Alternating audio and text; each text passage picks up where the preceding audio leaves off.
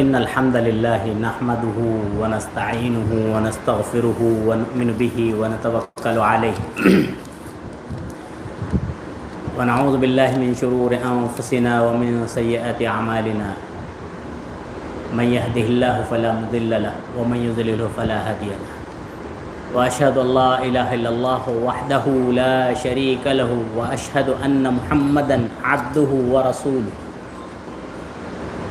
يا أيها الذين آمنوا اتقوا الله حق تقاته ولا تموتن إلا وأنتم مسلمون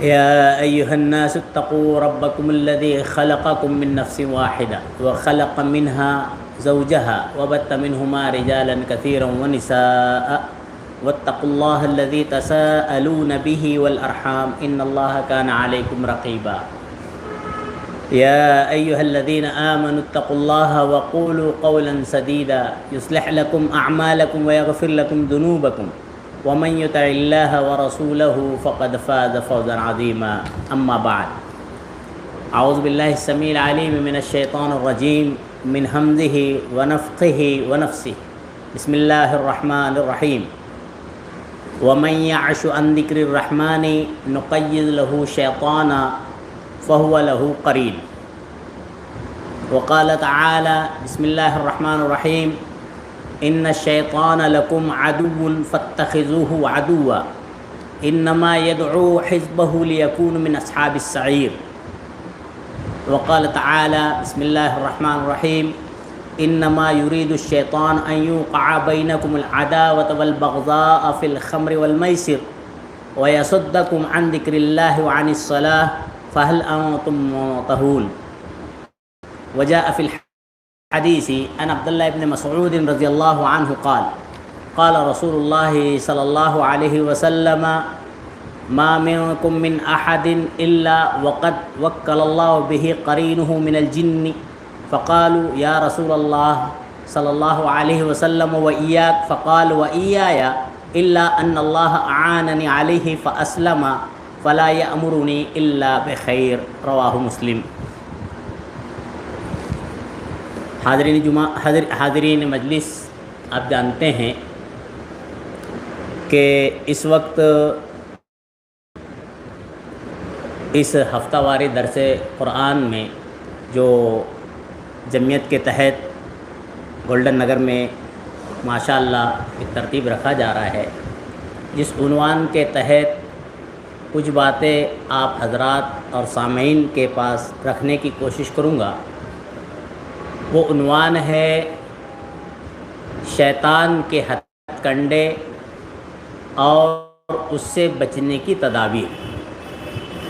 عنوان اتنا اہم ہے کہ اگر اس عنوان پر انسان غور و فکر کر لے، خصوصاً اہل ایمان، تو اپنے آپ کو بہت سی برائیوں سے بچا کر اللہ کی رضا خوشنودی حاصل کر سکتے ہیں۔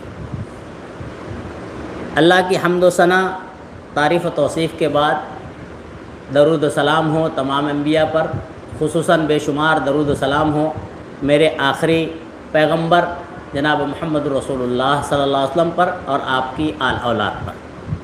حمد و صلات کے بعد سامعین کرام،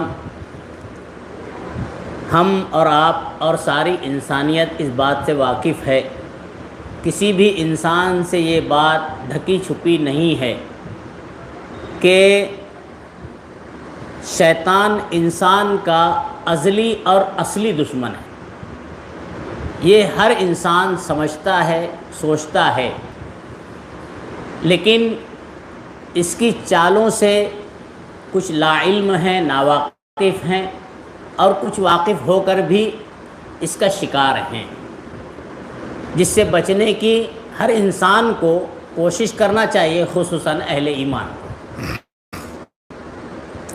اب اس ازلی دشمن جو انسان کا اصلی دشمن ہے، اس کی چالیں، ہتھ کنڈے اور اس کی تدابیر جاننے سے پہلے کچھ اس کا بھی مختصر سا تعارف ہونا ضروری ہے کہ شیطان اور ابلیس یہ کیا ہے۔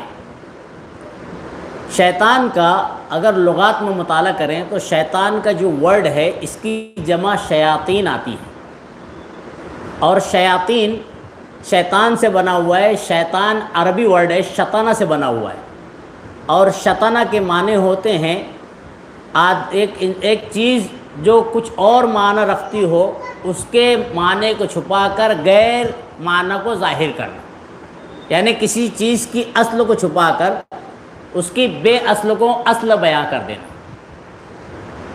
شیطان عرب میں اس چیز کو کہا جاتا ہے، چاہے وہ نافرمانی بغاوت انسان سے ہو، جنات سے ہو یا جانور سے ہو، تمام لوگوں پر اہل عرب شیطان کا ورڈ اختیار کرتے ہیں۔ لسان العرب میں صاحب لسان العرب نے اس کی جو ہے وضاحت کی ہے کہ ہر وہ چیز یا انسان یا جنات جو بغاوت اور سرکشی پر آمادہ ہو انہیں شیطان کہا جاتا ہے، اور شیطان کا سردار ابلیس ہے۔ ابلیس کے معنی بھی تقریباً یوں ہی ہوتے ہیں، جو غیر حق کو حق بتائے، اور اس کے جمع ابالس اور ابالسہ آتی ہے۔ اس مختصر سے شیطان کے تعارف کے بعد شیطان کی چاہت کیا ہے، شیطان چاہتا کیا ہے؟ آپ قرآن کا مطالعہ کریں گے، اسلام کا مطالعہ کریں گے، شریعت کا مطالعہ کریں گے تو شیطان کی چاہت اللہ نے نقل کی ہے، بتائی ہے۔ شیطان کیا چاہتا ہے؟ اللہ تبارک تعالیٰ سورہ مائدہ سورہ نمبر 5 کی آیت 91 میں ارشاد فرماتا ہے، انما یرید الشیطان ان یوقع بینکم العداوۃ والبغضاء فی الخمر والمیسر۔ اللہ کہتا ہے کہ انما الشیطان، انما یرید الشیطان، شیطان چاہتا ہے کہ تمہارے اندر شراب اور جوئے کے ذریعے سے عداوت پیدا کر دے۔ یہ شراب اور جوا اللہ نے دو چیزیں بیان کی ہے، اس کے علاوہ بھی اور بھی بہت سے ہتھ کنڈے اور حربے شیطان کے ہیں۔ اس کے ذریعے سے انسانوں میں وہ عداوت، دشمنی، لڑائی جھگڑا، جنگ جدال یہ چاہتا ہے، یہ شیطان کی چاہت ہے۔ اللہ نے اس کی وجہ بیان کی ہے، لِيَصُدُّكُمْ عَنْ سَبِيلِ اللَّهِ عَنْ ذِكْرِ اللَّهِ وَعَنِ الصَّلَاةِ۔ شیطان کی چاہت کیوں ہے، کیوں لڑاتا ہے، کیوں جھگڑتا ہے؟ تاکہ اس کے ذریعے سے وہ اللہ کے ذکر سے بندوں کو روک دے، اللہ کے ذکر سے بندوں کو روک دے اور مومنین کو نماز سے روکنے کی کوشش کرنے کے لیے عداوت پیدا کرتا ہے، یہ جھگڑا فساد لگاتا ہے۔ دوسری جگہ اللہ رب العالمین فرماتا ہے، ان الشیطان لکم عدو فاتخذوہ عدوا، بے شک شیطان تمہارے لیے دشمن ہے۔ اللہ نے کھلے الفاظ میں کہا ہے کہ شیطان تمہارا دشمن ہے، تمہارے لیے دشمن ہے۔ فاتخذوہ عدوا، تو اے انسانوں، اے لوگو، تم اس کو دشمن ہی مانو، اس کو دشمن ہی تصور کرو۔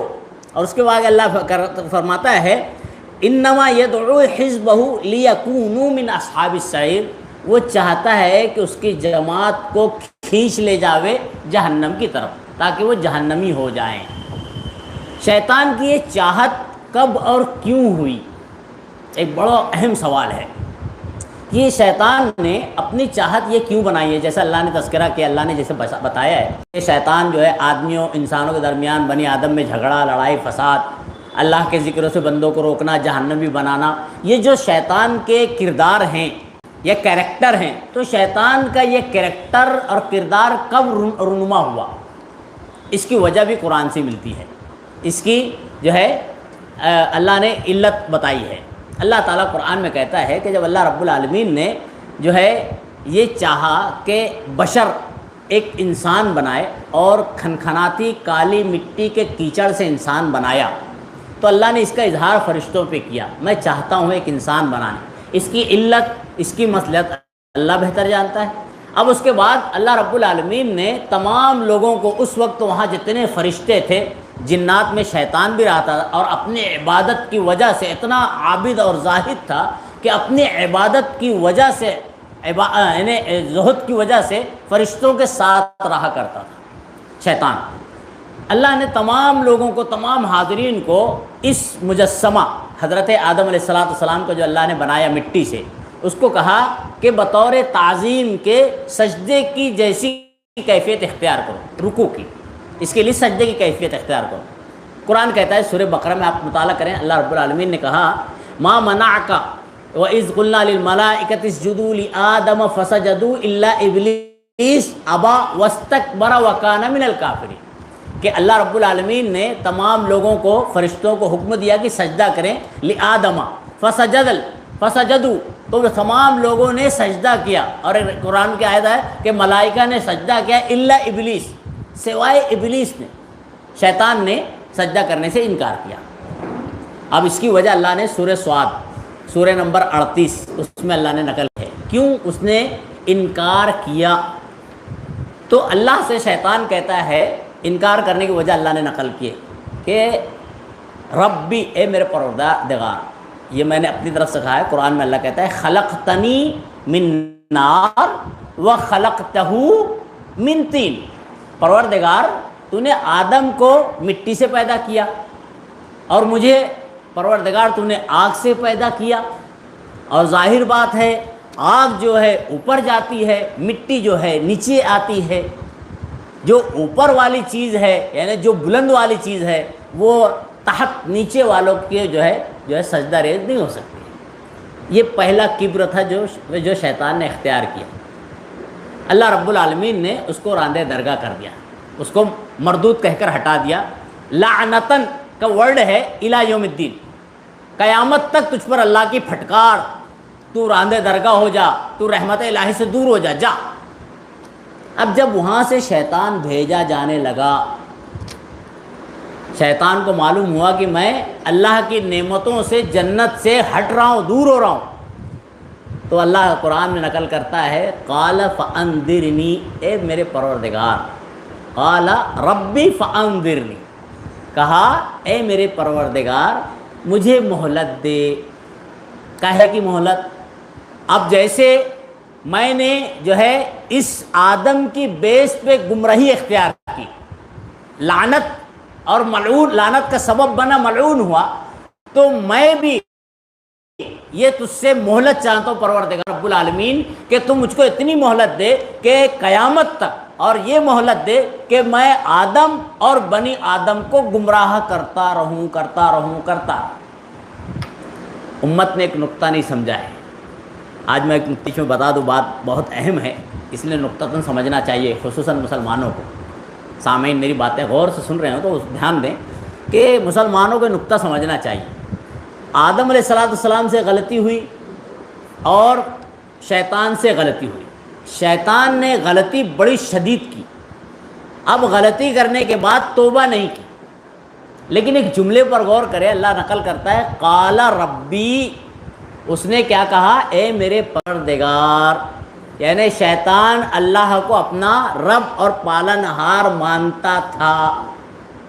آج ہمارے معاشرے میں امت مسلمہ کہتی ہے جب آدم علیہ السلام سے غلطی ہوئی تو آدم علیہ السلام نے دیکھا آسمان میں جو ہے عرش کے نیچے لکھا ہوا ہے لا الہ الا اللہ محمد رسول اللہ۔ یہ جو ہے موضوع روایت ہے، من گھڑنت، اس کی کوئی اصل حیثیت نہیں ہے، لیکن لوگ معاشرے میں دین کے نام پہ بتاتے ہیں، اس کی تحقیق میں نہیں جاتے ہیں۔ اب یہ دیکھا کہ لا الہ الا اللہ محمد رسول اللہ صلی اللہ علیہ وسلم، تو آدم علیہ السلام نے سوچا کہ یہ جو محمد رسول اللہ ہیں یہ اللہ کے نزدیک ان کا مقام و مرتبہ بڑا اونچا ہے، اسی لیے اللہ نے اپنے ساتھ، اپنے نام کے ساتھ ان کا نام لکھا ہے۔ آدم علیہ السلام نے وہاں پہ اس وسیلے سے دعا مانگی، کس کے؟ محمد رسول اللہ صلی اللہ علیہ وسلم۔ ایسا بتایا جاتا ہے یہ من گھڑت بے بنیاد، اس کی کوئی اصل نہیں ہے، شریعت اس کی کوئی اصل نہیں ہے، پہلی بات ذہن نشین رکھے۔ اب یہ بات غور کریں گے، یہ بات جو بے بنیاد من گھڑت ہے، جس کی کوئی اصل نہیں اسلام میں، یہ قرآن کے خلاف بھی جاتی ہے۔ کیسے؟ قرآن میں اللہ نے سورہ بقرہ میں تذکرہ کیا ہے فَتَلَقَّى آدَمُ مِن رَبِّهِ كَلِمَاتٍ فَتَابَ۔ آپ قرآن کا مطالعہ کریں، اللہ کہتا ہے فَتَلَقَّى آدَمُ مِن رَبِّهِ كَلِمَاتٍ، آدم علیہ السلام نے اللہ سے کچھ کلمات سیکھے، توبہ کے، استغفار کے، غلطی کی معافی کے۔ اللہ نے نقل کیا ہے فتابا، پھر توبہ کی، کچھ کلمات سیکھے پھر توبہ کی. اللہ نے ان کلمات کو نقل کیا، ربنا ظلمنا انفسنا وان لم تغفر لنا وترحمنا لنکونن من الخاسرین. یہ کلمات اللہ نے حضرت آدم علیہ السلام کو سکھلائے تھے، اور انہی کلمات سے حضرت آدم علیہ السلام نے دعائے مغفرت کی کہ اللہ مجھ سے غلطی ہو گئی، مجھے معاف کر. فتاب، تو دعا قبول ہو گئی. آپ غور کریں، جب آدم علیہ السلام نے یہ دیکھا تھا لا الہ الا اللہ محمد رسول اللہ، اگر کہیں سوچیں تو موضوع روایت من گھڑا، کیا شیطان نے نہیں دیکھا تھا؟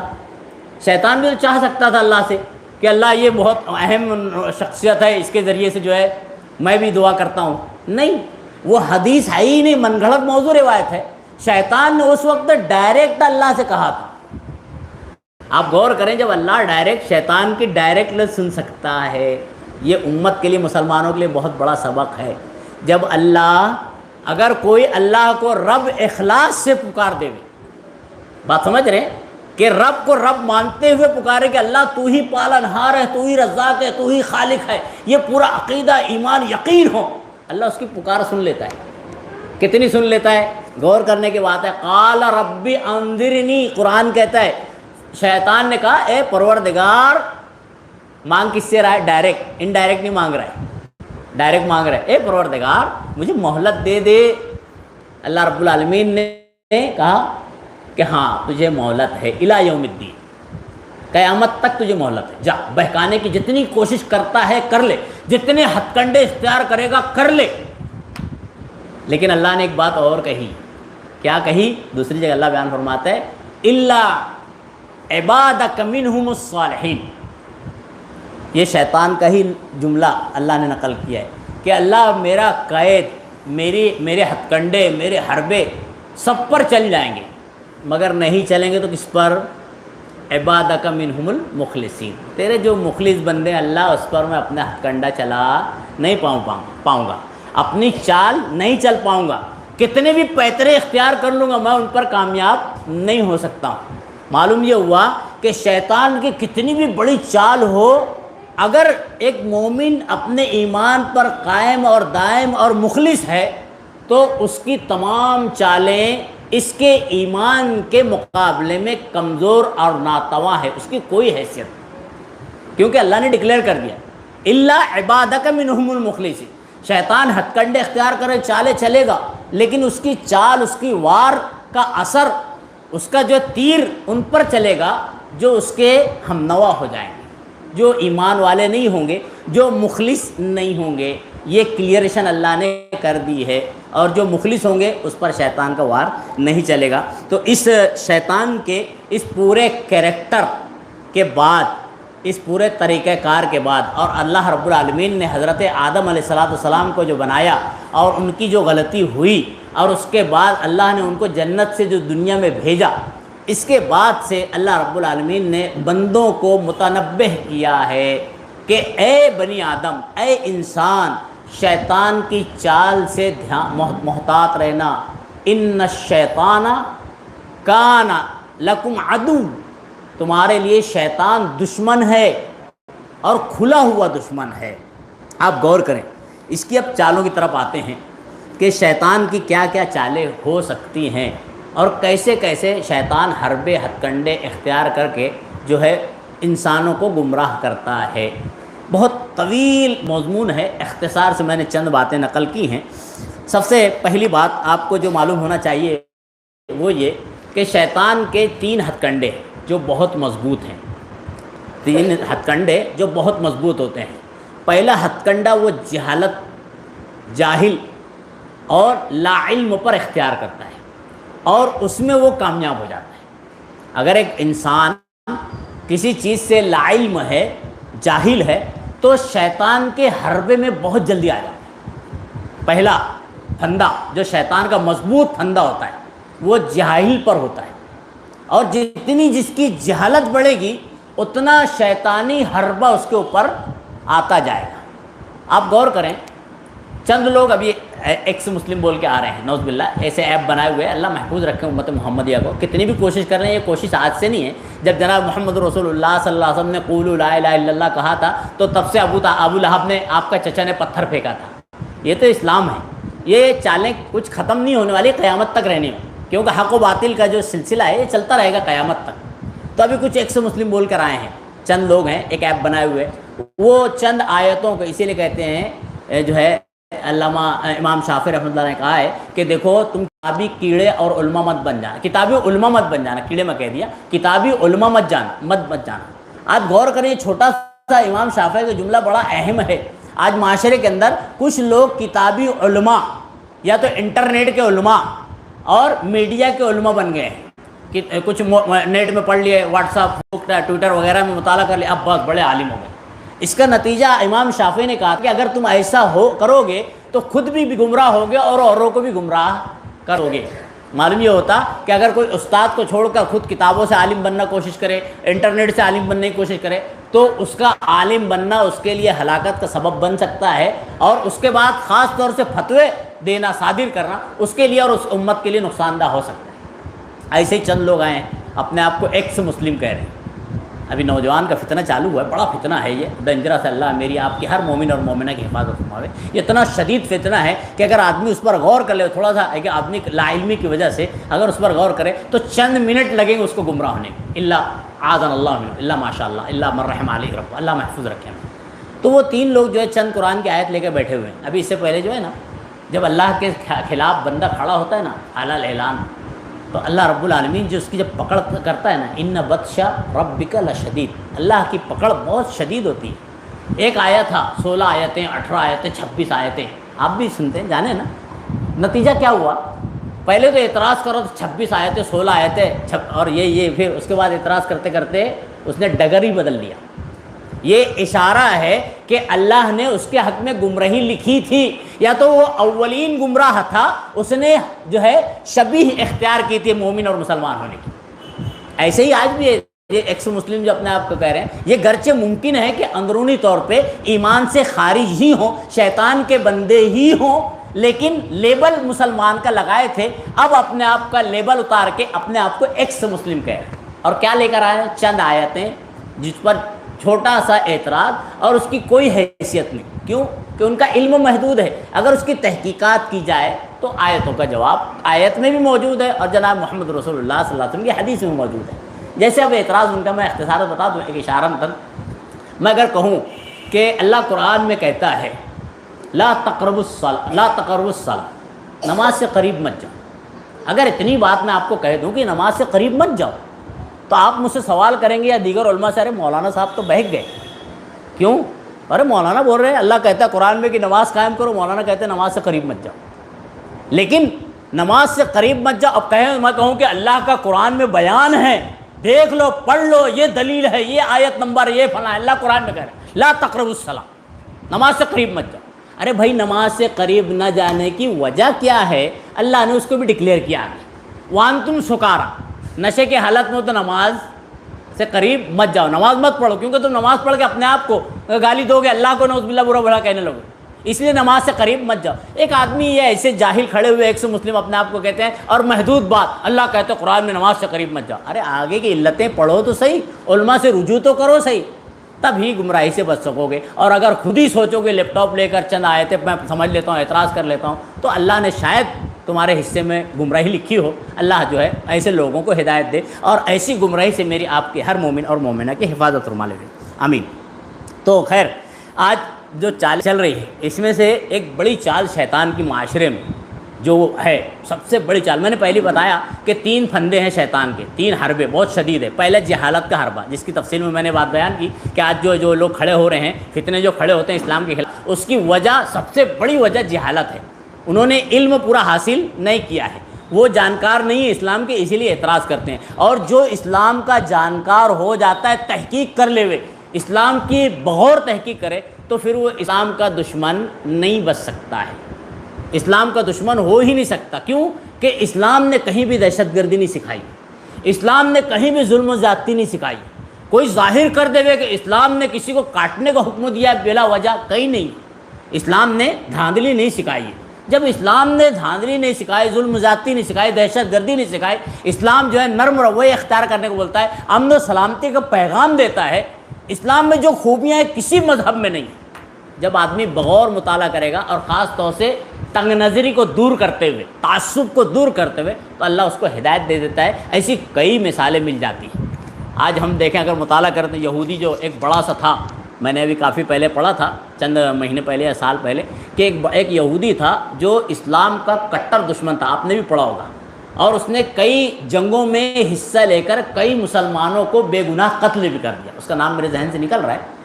بعد میں اللہ رب العالمین نے اس کو ہدایت دی، اللہ نے اس کو سمجھ دی، اس نے اسلام کی تحقیق بغور کی۔ ایسے کئی مثالیں ملتی ہیں بے شمار۔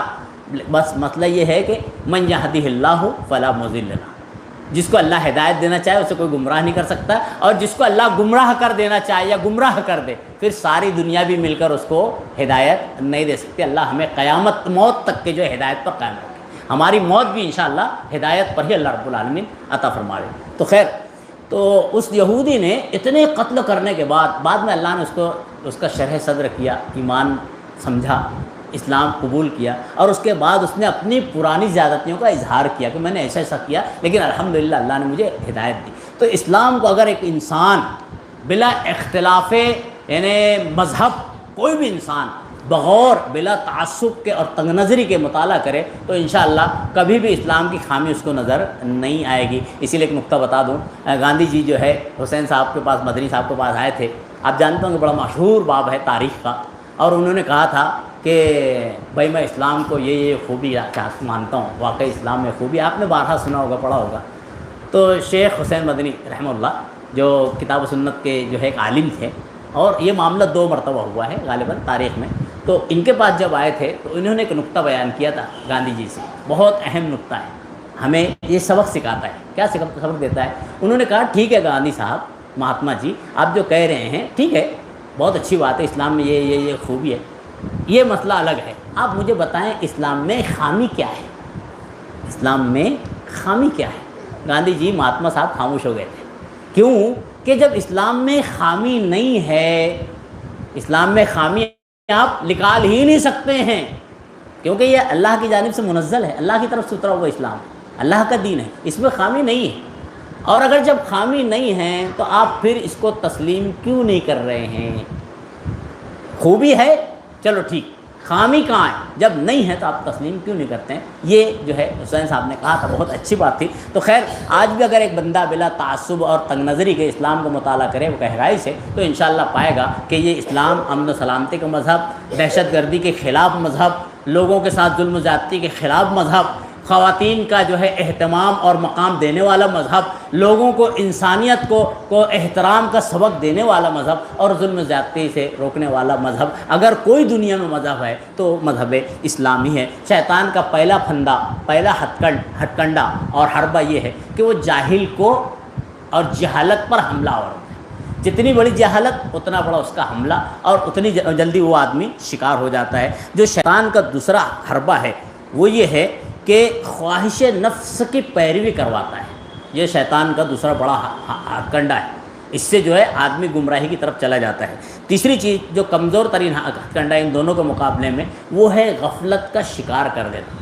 ایک آدمی جانتا بوجھتا ہے، یعنی وہ جو ہے عالم بھی جانکار ہے، لیکن اور وہ جو نفسانی خواہشات کے جو پیچھے بھی نہیں پڑا رہتا ہے، اللہ کی رضا بھی مقصود ہے، رسول اللہ صلی اللہ علیہ وسلم کی رسالت پر عمل پیرا بھی ہے۔ پھر ایک مسئلہ یہ ہے کہ شیطان اس کو غفلت کا شکار کرتا ہے۔ یہ 3 ہتھ کنڈے ہیں شیطان کے بڑے بڑے، اور خاص طور سے تیسرا جو ہتھ کنڈا ہے غفلت کے شکار، امت محمدیہ میں کتاب و سنت والے اس کا ہی شکار بنے ہوئے۔ باقی الحمدللہ پہلی 2 چیزوں کا شکار الا ماشاءاللہ بہت کم لوگ نظر آتے ہیں۔ تو آپ کو ایک چیز اور معلوم ہونا چاہیے کہ شیطان کا جو پہلا بڑا ہتھ کنڈا چلتا ہے وہ آپس میں ناچاقی، اختلاف اور بدگمانی، یہ بہت اہم ہے۔ شیطان کا جو یہ حربہ، یہ چال ہے، یہ بڑی خطرناک ہے۔ ناچاقی، اختلاف، بدگمانی۔ کیسے ناچاقی پیدا کرتا ہے؟ میں نے قرآن کی آیت پڑھی تھی، اللہ کہتا ہے کہ انما یرید الشیطان ان یوقع بینکم العداوۃ والبغضاء، کہ شیطان تمہارے درمیان عداوت، اس کے علاوہ اس کے پاس طریقہ نہیں پیدا ہے، خاص طور سے ایسے لوگوں کے لیے جو کتاب اللہ اور سنت رسول اللہ کے فالوور ہیں، جو اللہ کی رضا کے جو ہے طلبگار ہیں، ان پر اس کا حربہ نہیں چلتا ہے، بس اس میں چل جاتا ہے۔ اس کی میں بات یہ اپنی طرف سے نہیں کہہ رہا ہوں، ایک روایت ملتی ہے حضرت عبداللہ بن مسعود رضی اللہ عنہ غالباً راوی حدیث ہے، کہتے ہیں کہ نبی کریم صلی اللہ علیہ وسلم نے فرمایا کہ دیکھو شیطان جو ہے جزیرۃ العرب کے لوگوں پر مسلط نہیں ہو پائے گا، انہیں اللہ کے علاوہ کی بندگی پر مسلط نہیں کر پائے گا۔ بڑا اہم روایت ہے، بہت اہم ہے، ہمیں غور سے سننا چاہیے۔ جزیرۃ العرب کے مسلمانوں پر اللہ کی علاوہ کی عبادت پر مسلط نہیں کر پائے گا۔ پھر کیا؟ ولیکن فی التحریش بینہم، لیکن ان کے درمیان اختلاف کو رونما کر کے مسلط ہو جائے گا۔ یعنی آپ غور کریں، جزیرۃ العرب میں جتنے بھی عرب ممالک ہیں، ان کے یہاں پر غیر اللہ کی علی الاعلان عبادت نہیں ہے۔ مسلم کی بات چل رہی ہے، مومن کی بات چل رہی ہے کہ مومن ہونے، مسلمان ہونے کے ناطے واسطے وسیلے کے نام پہ فلاں فلاں پیر بزرگ بابا مرشد یہ پورے جزیرۃ العرب میں نہیں ہے۔ اور آپ غور کریں، اس کے بعد بھی بہترین دنیا میں مقام و مرتبہ ہے۔ آج ہمارے یہاں پہ ہندوستان میں اگر یہ سب ہٹا دیا جائے، پیر پرستی اور یہ وہ، تو لوگ کہیں گے بس ہندوستان غرقاب ہو جائے گا۔ یہاں خلد آباد بازو میں ہے، لوگ کہتے ہیں عقیدہ لوگوں کا کہ خلد آباد قائم ہے تو یہ بزرگوں کے حوالے سے قائم ہے، نعوذ باللہ۔ تو یہ اگر ہندوستان کا معاملہ دیکھ لیجئے، پورے ہندوستان میں مسلمانوں نے فلاں فلاں اپنے ایریے میں خاص کر لیے، اور بغیر اس کے چارہ ہی نہیں ہے، سوچتے ہیں کہ بغیر اس کے چلے گا ہی نہیں۔ لیکن اتنا بڑا جزیرۃ العرب پر غور کریں، کہیں بھی ایک بھی نہیں ہے، اس کے بعد بھی ماشاءاللہ دنیا میں مقام و مرتبہ رکھتا ہے، سب سلسلہ چل رہا ہے۔ تو یہ سوچنا چاہیے انسان کو کہ اتنا بڑا ملک، اتنے بڑے کئی املاک جو ملک جو ہیں وہ بغیر اس کے چل جا رہے ہیں واسطے وسیلے کے، تو پھر ہم اور آپ اپنے آپ کو کیوں نہیں بغیر واسطے وسیلے کے چلا سکتے ہیں؟ اس کی بھی شریعت میں کئی دلیلیں ہیں۔ اس سے قطع نظر، اس سے جو ہے ہٹ کر میں اپنی بات کی طرف آتا ہوں، تو انسان کو شیطان کے ہتھ کنڈا جو ہے وہ یہ ہے کہ جو ہے اس کو ناچاکی، اختلاف اور بدگمانی میں مبتلا کرتا ہے۔ بدگمانی کے تعلق سے ایک روایت ذہن آتی ہے، کہتے ہیں کہ ایک راوی حدیث کہتے ہیں کہ ایک مرتبہ جو ہے نبی کریم صلی اللہ علیہ وسلم اعتکاف میں بیٹھے ہوئے تھے، تو حضرت صفیہ رضی اللہ عنہ، مائی امہات المومنین سمجھ لیجئے، صفیہ رضی اللہ عنہ ان سے ملنے کے لیے، نبی صلی اللہ علیہ وسلم سے ملنے کے لیے بطور زیارت کے آپ کے پاس آئیں، اور آنے کے بعد کچھ دیر بیٹھ کر گفتگو کی اور پھر جانے لگی، تو نبی کریم صلی اللہ علیہ وسلم ان کو چھوڑنے کے لیے مسجد تک آئے، جو مسجد کا حصہ تھا۔ تو اور وہ اس وقت جو ہے حضرت اسامہ بن زید کے گھر پہ ان کی رہائش تھی۔ اب نبی کریم صلی اللہ علیہ وسلم یہاں پر چھوڑنے کے لیے آئے، اتنے میں کہ دو انصاری صحابی جا رہے تھے۔ جاتے ہوئے جب انہوں نے جناب محمد رسول اللہ صلی اللہ علیہ وسلم کو اور حضرت صفیہ کو دیکھا، نقطے پر غور کرنا یہ ہے کہ اس وقت ہمارے جیسے جو نعمتیں ہیں، لائٹ، پنکھے، یہ سب نہیں تھے، اندھیرا کا معاملہ تھا، جو ہے اندھیرے کی وجہ سے آدمی اور بدظن ہو جاتا ہے، کون ہے پتہ نہیں۔ تو ایسے لائٹیں نہیں تھی، چراغ وغیرہ جو بھی روشنی کے لیے انتظامات تھے بس مختصر تھے۔ تو چونکہ اب اندھیرا کا معاملہ تھا، دو انصاری صحابی نے جب ان کی نظر جناب محمد رسول اللہ صلی اللہ علیہ وسلم پر اور حضرت صفیہ پر پڑی، تو انہوں نے اپنے قدم کو بڑھا لیا، تیز تیز چلنے لگے۔ جب تیز تیز چلنے لگے تو جناب محمد رسول اللہ صلی اللہ علیہ وسلم نے کہا کہ اے فلاں ٹھہرو، تیز تیز مت دوڑو، اور کہتے ہیں سنو، یہ میرے ساتھ میری اہلیہ، میری زوجہ محترمہ حضرت صفیہ ہے، میری بیوی صفیہ ہے۔ ان دو صحابیوں نے ایک نقطہ نقل کیا کہ اللہ کے نبی صلی اللہ علیہ وسلم آ رہے، یقین ہے، معلوم ہے آپ کے ساتھ امہات المومنین میں سے کوئی ہوگا۔ نہیں، پھر نبی صلی اللہ علیہ وسلم نے کیا جملہ کہا معلوم؟ ان الشیطان یجری من الانسان کا مجرى الدم، کہ شیطان انسان کے خون میں خون کی طرح دوڑنے لگتا ہے، مکس ہو جاتا ہے، ملوث ہو جاتا ہے۔ اب اس کے بعد آپ نے کہا وَإِنِّي خَشِيتُ، میں ڈرا، وَإِنِّي خَشِيتُ أَن يَقْذِفَ فِي قُلُوبِكُمَا شَرًّا، اور ایک روایت میں شَيْئًا ہے، میں ڈرا کہ شیطان جو انسان کی رگوں میں دوڑتا ہے، سرایت کر جاتا ہے، تمہارے دل میں یا شر پیدا نہ کر دے، کوئی چیز نہ پیدا کر دے۔ اس کے تعلق سے بات نقطے کی بڑی اہم ہے۔ وہ صحابی اگر چلے جاتے تھے، نبی صلی اللہ علیہ وسلم کلیئریشن نہیں دیتے تھے، تو ان کے ذہن و دماغ میں شاید شیطان یہ گمان پیدا کر دیتا تھا جیسا کہ نبی صلی اللہ علیہ وسلم کا ڈر تھا کہ میں ڈرا کہ شیطان تمہارے دل میں کوئی وسوسہ پیدا نہ کر دے میرے تعلق سے کہ کون ہے، اس لیے میں کلیئریشن کے طور پہ کہہ رہا ہوں کہ یہ میری بیوی حضرت صفیہ مائی صفیہ ہے۔ بہت اہم نقطہ ہے، شیطان بدگمانی پیدا کرتا ہے اور بدگمانی اتنی زیادہ کر دیتا ہے کہ اس کے بعد آپس میں تنازع ہوتا ہوتا، خاص طور سے معاملہ، ایسے تو بہت سے معاملے ہیں بھائی بھائی کے درمیان، شوہر جو ہے بیوی کے درمیان، استاد شاگرد کے درمیان، دنیا میں بہت سے مراحل ہیں، خاص طور سے بدگمانی میاں بیوی میں کرتے کرتے آخر میں توڑ تک لے کے آ جاتے ہیں۔ کیسی بدگمانی پیدا ہوتی ہے آپ غور کریں، اس کی تو کئی مثالیں آپ خود جانتے ہوں گے، بدگمانی کیسے ہوتی ہے۔ ارے فلاں نے کہا ادھر ایسا ایسا، اب حقیقت پر آدمی غور نہیں کرتا ہے، بلا تحقیق اور غور و فکر کے فوراً فیصلہ۔ آج ہمارے معاشرے میں خامی ہے نا، مسلمانوں میں بھی ہے خامی، کیا ہے؟ کوئی اگر خالہ آ کے کہہ دے کسی سے کہ ارے تمہاری اہلیت تو فلاں، اچھا، بس اس کے بعد بلا سوچے سمجھے بلا تحقیق کے فلاں فلاں فلاں، چل چھٹی۔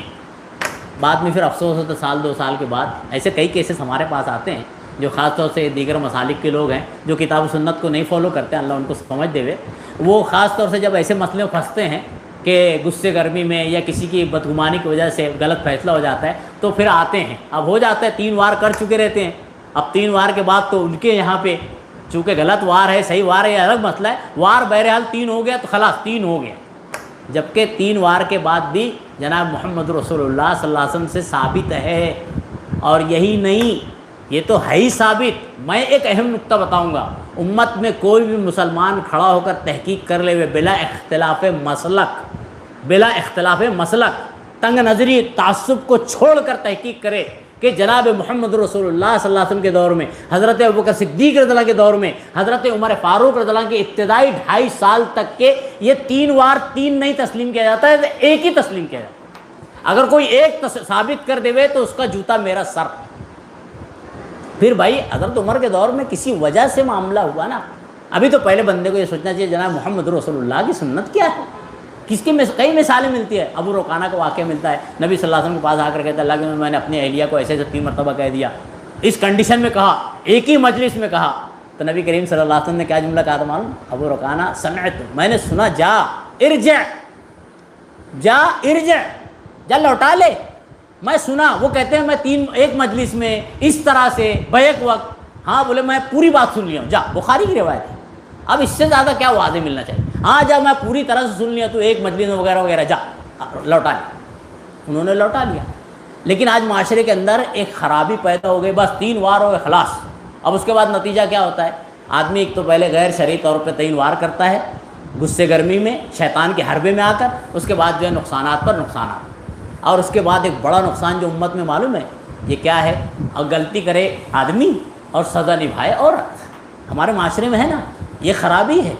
اللہ کے نبی صلی اللہ علیہ وسلم نے کیا کہا ہے؟ لعن اللہ المحلل والمحلل له، جس کے لیے حلالہ کیا جاتا ہے، جو حلالہ کرتا ہے، دونوں پر اللہ کی لعنت، رحمت سے دور، چاہے وہ خاتون ہے یا خاتون کے اہل خانہ ہیں یا کرنے والا ہے، سب پر لعنت۔ اللہ کے نبی صلی اللہ علیہ وسلم نے کہا ایسی لعنتی کام کو شریعت کا نام دے دیں گے تو مشاکل بڑھ جائیں گے، اور بڑھ گئے۔ اب اس کے بعد جب کہتے ہیں نا کھیت چڑیا چگ گئی تو کچھ فائدہ نہیں ہے، مشاکل بڑھ گئے۔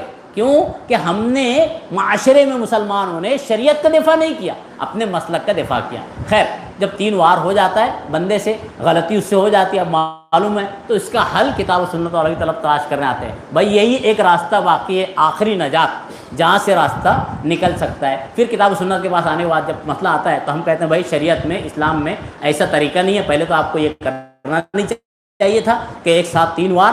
دوسری بات یہ کہ اگر شریعت کے حساب سے کرتے اور کیے ہو ایسا بھی تو بھی ایک ہی وار ہوا، یہ شریعت کا حکم ہے۔ اور اس کے بعد یہ تاکید بھی کی جاتی ہے کہ صرف آپ مخصوص طلاق کے معاملے کو لے کر اہل حدیث یا کتاب و سنت والے نہ بنیں، بلکہ جب آپ کو کتاب و سنت والے بننا ہے تو صرف مخصوص اپنے غرض والا کتاب و سنت والا نہ بنے، بلکہ اپنی پوری زندگی کو ٹٹولیں، ڈھونڈیں، تلاش کریں کہ آپ کی پوری زندگی دیگر نماز، روزہ، زکوٰۃ، حج وغیرہ جو ہے، یہ ارکان جو اعمال ہیں، یہ شریعت کے مطابق ہے کہ نہیں ہے، کہ یہ بھی آپ کے مولوی کے مطابق یا امام کے مطابق تو نہیں ہے۔ یہ تحقیق، یہ تنبیہ کرنے کے بعد ان کو صحیح شریعت کی رہنمائی کر دی جاتی ہے۔ تو خیر یہی جو ہے ایسا ہی معاملہ حضرت عمر کے دور میں بھی ہوا تھا. کہیے حضرت عمر سے پہلے تک کے نبی صلی اللہ علیہ وسلم نے 3 وار کو ایک ہی وار گردانا ہے. باتیں تفصیلی ہو گئی. تو اس کے بعد جو ہے شیطان جو ہے ایک ساتھ جو ہے ہر ایک کے ساتھ ہوتے ہیں. یہ بھی ایک حربہ ہے.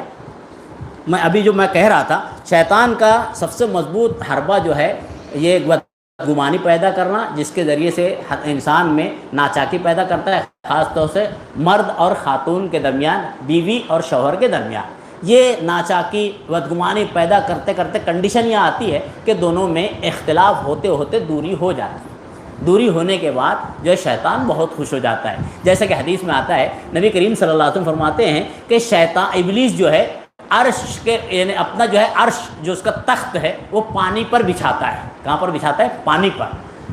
اور اس کے جتنے حواری ہے، اس کے چاہنے والے، اس کے پیچھے چلنے والے، اس کے جو ہے اس کے جو ماننے والے یا اس کے چیلے چاٹے، سب کو کہتا ہے جاؤ سیر کرو دنیا کی. پھر سب کو دنیا بھیجتا ہے، دنیا میں انسانوں کے پاس سب کے پاس بھیجتا ہے. بھیجنے کے بعد سب کو ایک ایک کام پر متعین کر دیتا ہے. ابلیس ایک ہے، اس کے چیلے جو ہیں، جس کو چیلے چاٹے، ان کو سب کو جو ہے شیطان گردانا جاتا ہے.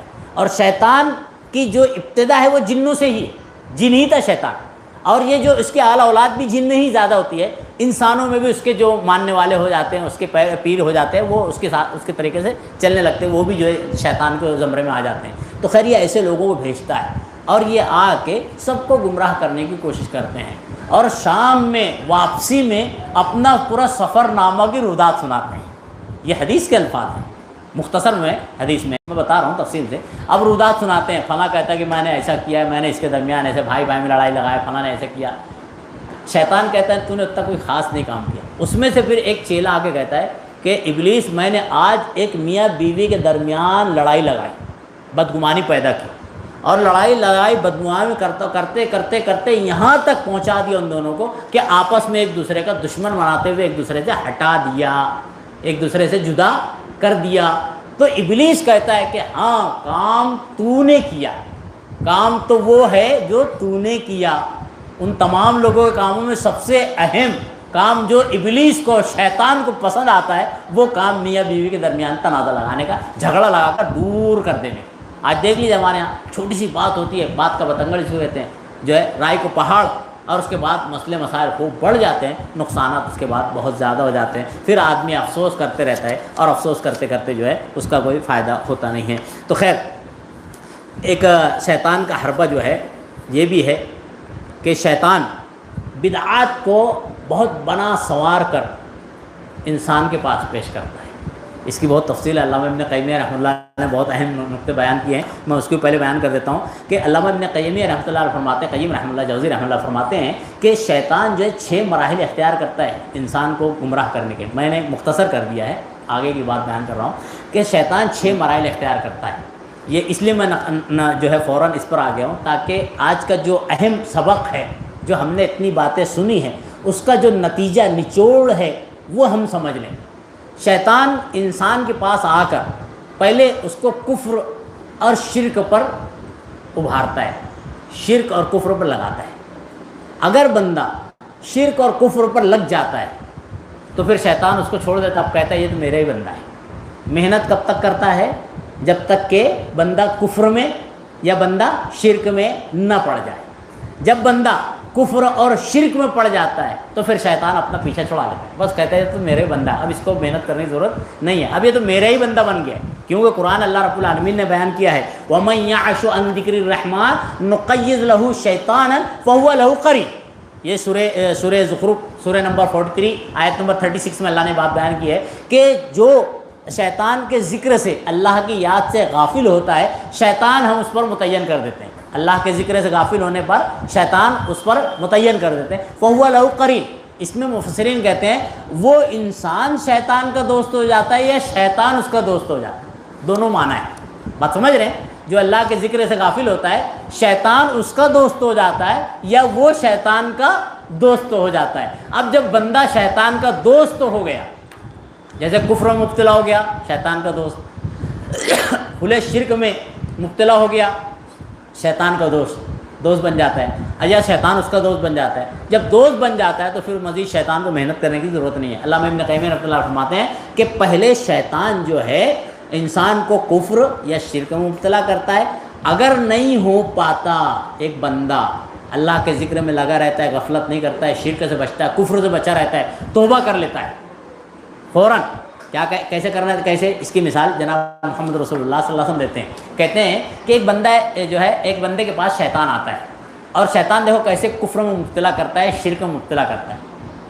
آنے کے بعد کہتا ہے بندے سے، دیکھیے کتنے اچھے انداز، بعض جو ہمارے اسلاف نے لکھا ہے کہ شیطان کسی انسان کو گمراہ کرنے کے لیے 100 دروازے کھولتا ہے، 99 دروازے، کتنے اچھائی کو بتاتا ہے، 99 دروازے، اور اس کے پیچھے ایک دروازہ اس کا ہوتا ہے جو ان 100 کے اوپر خطرناک برائی پیدا کرتا ہے، یعنی 100 اچھائیوں کو ختم کرنے والا ایک دروازہ اس کے پاس ہوتا ہے جو اس کا مقصد ہوتا ہے، اس لیے انسان کو 100 اچھائیاں بیان کر کے بتاتا ہے، 99، اور ایک ایسی برائی بیان کر دیتا ہے، بتا دیتا ہے جو ان تمام 99 اچھائیوں کو کھا جاتا ہے۔ یہ ہمارے اسلاف نے کہا ہے۔ تو خیر جناب محمد رسول اللہ صلی اللہ علیہ وسلم فرماتے ہیں کہ شیطان ایک بندے کے پاس آ کر کہتا ہے کہ تو جانتا ہے اللہ رب العالمین کے اسماء و صفات کیا ہیں، صفات کے بارے میں جانتا ہے؟ یہ باقاعدہ جناب محمد رسول اللہ کی حدیث ہے۔ کہتے ہیں ہاں جانتا ہوں، اللہ کی صفات، اللہ رزاق ہے، اللہ خالق ہے، اللہ مالک ہے۔ کہتا ہے پھر تجھ کو معلوم ہے آسمان زمین کس نے بنایا؟ کہتا ہے ہاں جانتا ہوں، اس کو بھی اللہ نے پیدا کیا ہے، آسمان ہو زمین ہو سب اللہ نے پیدا کیا ہے۔ ایک تیسرا سوال شیطان کا کیا ہوتا ہے معلوم ہے؟ تو جانتا ہے اللہ کہاں ہے؟ اللہ کو کس نے پیدا کیا؟ یہ اللہ کہاں ہے نہیں، اللہ کو کس نے پیدا کیا؟ اب یہاں سے انسان اس میں شکوک و شبہات میں مبتلا ہوتا ہے، دھیرے سے پھر ارے ہاں نعوذ باللہ، پھر یہ وہ، دھیرے سے شیطان اس کو کفر میں اتار لیتا ہے۔ پہلے تو اچھا کیا، اللہ کی اسماء و صفات جانتا ہے کہ آسمان زمین کس نے پیدا کی، صحیح، بعد میں کہہ دیتا ہے اللہ کو کس نے پیدا کیا، بس بندہ یہاں پہ آ کے گمراہ ہو جاتا ہے۔ جناب محمد رسول اللہ صلی اللہ علیہ وسلم نے بڑی بہترین ترغیب دی ہے، اگر شیطان تم میں سے کسی کے پاس آ کر ایسا طریقہ اختیار کرے، ایسا کرے کہ تو اللہ کو جانتا ہے، اللہ کی صفات کو جانتا ہے، آسمان زمین کس نے پیدا، ایسا کرے، اور اس کے بعد جب گمراہی پر لے کر آئے، سوال کرے گمراہی والا، تو کہو آمنت باللہ و برسولہ، میں اللہ پر اور اس کے رسول پر ایمان لایا، بس اس کے بعد اور نہیں، اس کے فراق میں نہیں پڑھنا۔ اعوذ باللہ من الشیطان الرجیم، قرآن کہتا ہے جب شیطان تمہیں کچوکا مارے، وسوسہ ڈالے، یہ وسوسے کا ایک سلسلہ ہے، تو اس کے بعد کیا کہنا چاہیے آدمی اس کے وسوسے میں نہ پڑ جائے، بلکہ اعوذ باللہ من الشیطان الرجیم۔ یہاں تک کہ شریعت میں آیا ہے کہ اگر دوران نماز، اور خاص طور سے ہم دیکھیں جب آپ نیت باندھے اللہ اکبر، تو شیطان جو بہت دور رہتا ہے جیسے ہی نیت باندھے دوڑ کے آتا ہے، اچھا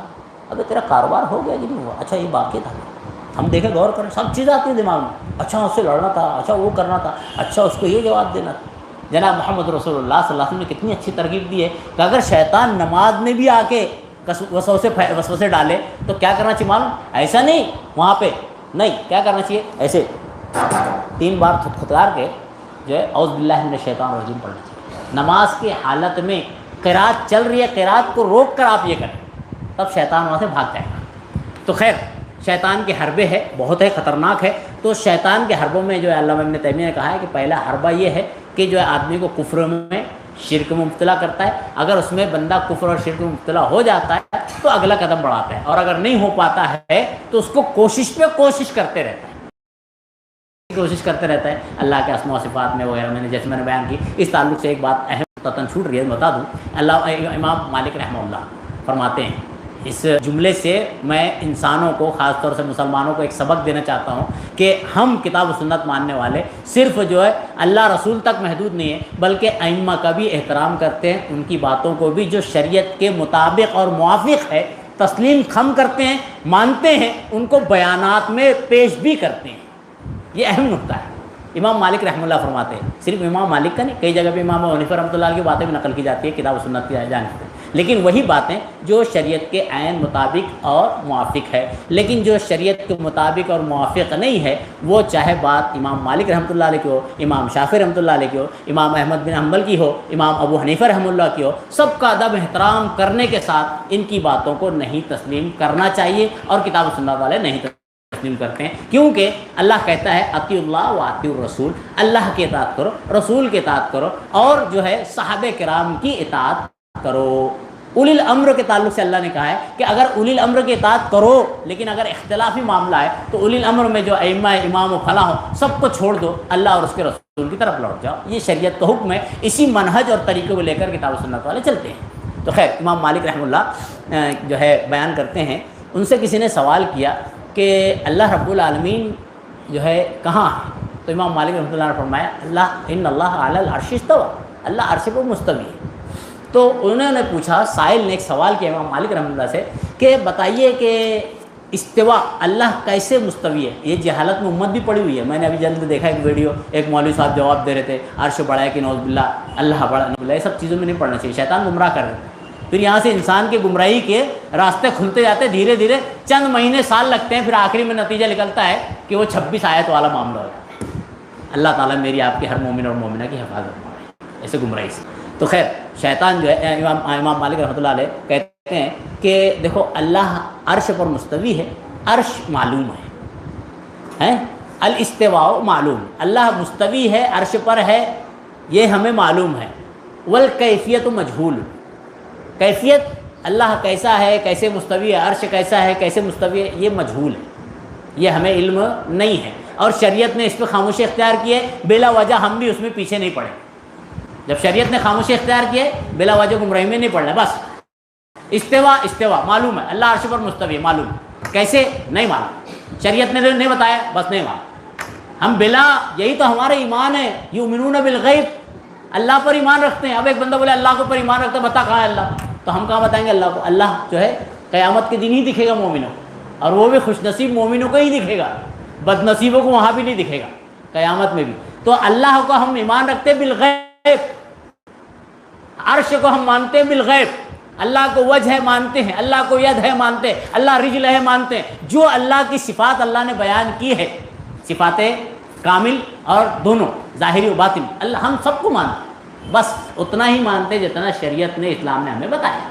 الاستواء معلوم والکیفیت مجہول، کیفیت مجہول ہے، والسؤال عنہ بدعۃ، اور اس سے سوال کرنا، اس کے بارے میں پڑھنا، یعنی کیڑے نکالنا، یہ گمراہی کا راستہ ہے، یہ امام مالک رحمہ اللہ نے فرمایا۔ اور جو بھی اس میں پڑھتا ہے یقیناً اگر وہ توبہ نہ کر لے، اصلاح نہ کر لے اپنے آپ کی، شیطان سے پناہ اللہ کی نہ مانگ لے، تو گمراہ ضرور ہو جاتا ہے۔ تو یہ ہے بدعت کو بنا سنوار کر شیطان کا جو ہے حربہ، اسی کو علامہ ابن قیم نے کہا ہے کہ شیطان پہلے کفر و شرک میں مبتلا کرتا ہے، بندہ اس میں نہیں پڑھ پاتا ہے تو پھر اس کو بدعت میں مبتلا کرتا ہے، جب بدعت میں نہیں پڑھ پاتا ہے، جیسے الحمدللہ کتاب سنت والے نہیں پڑھ پاتے ہیں، شرک میں نہیں پڑھ پاتے، الحمدللہ شرک جلی میں تو ہرگز نہیں ہے، شرک خفی ہے، اللہ میری آپ کی ہر مومن کی مغفرت فرمائے۔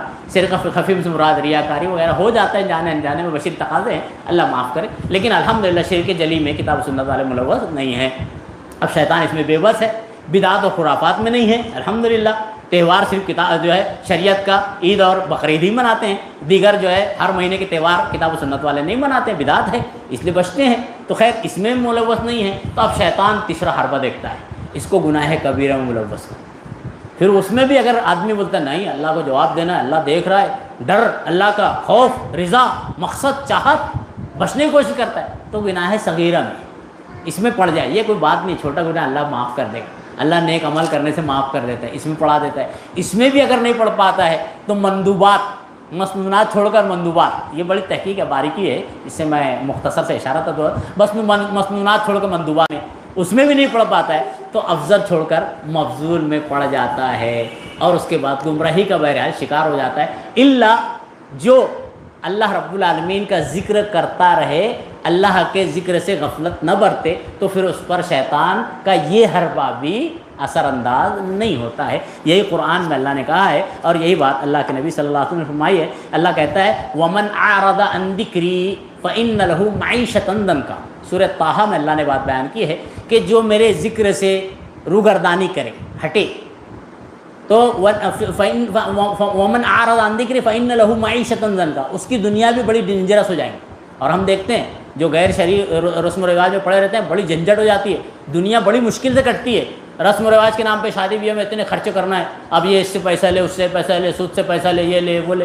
نتیجہ کیا ہوتا ہے؟ کچھ لوگ خودکشی کر لیتے ہیں، کچھ لوگ ساری زندگی اس کے بعد سود کے پیسے بھرتے بھرتے تھک جاتے ہیں۔ کئی ایسی چیز مثالیں ملتی ہیں۔ تو یہی اللہ کہتا ہے ومن اعرض عن ذکری، جو میرے ذکر سے روگردانی کرے اس کی زندگی جو ہے جنجال بن جاتی ہے، دنیا میں بھی اور آخرت میں بھی۔ یہاں تک کہ ایک آخرت کی اور مشکل یہ ہے کہ بعض مفسرین کہتے ہیں اللہ رب العالمین اس کو جو ہے اندھا کر کے اٹھائے گا۔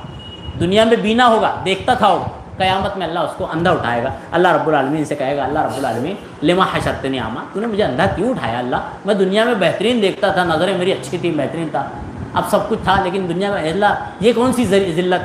تو اللہ کہے گا کہ رب لما حشرتنی اعمیٰ وقت کنت بصیرا، قال، اللہ کہتا ہے کہ تیرے پاس میری آیتیں آئی، نشانیاں آئی، فنسیتہا، تو اس کو انجانے کر دیا، تو اس کو بھول گیا، تو اس کو سنا انسنا کیا، وَكَذَلِكَ الْيَوْمَ تُنسَىٰ، آج اس کا نتیجہ ہے کہ تجھے ایسے بھول دیا جائے گا اور تجھے اندھا اٹھایا جائے گا۔ اللہ رب اور بھی باقی تفصیلیں ہیں انشاءاللہ، پھر آئندہ اگر موقع رہا تو اس کے مزید تفصیل رکھی جائے گی۔ اللہ رب العالمین سے دعا کرتے ہیں کہ اللہ رب العالمین ہمیں اللہ رب العالمین کا اطاعت گزار اور فرمانبردار بنا دے، جناب محمد رسول اللہ صلی اللہ علیہ وسلم کی رسالت کا اطاعت اقرار کرنے کے ساتھ ساتھ اتباع اور پیروی کرنے والا بنا دے۔ اللہ رب العالمین میرے آپ کی، ہر مومن اور مومنہ کی شیطان کی اور شیطان کے کنڈوں چالوں سے حفاظت فرماوے، جب تک اس دنیا میں رکھے، اللہ کو راضی کرنے والا بنا کر رکھے۔ اللہ ہمارا خاتمہ بھی حقیقی دین اور ایمان پر فرما دے۔ والسلام علیکم ورحمۃ اللہ وبرکاتہ۔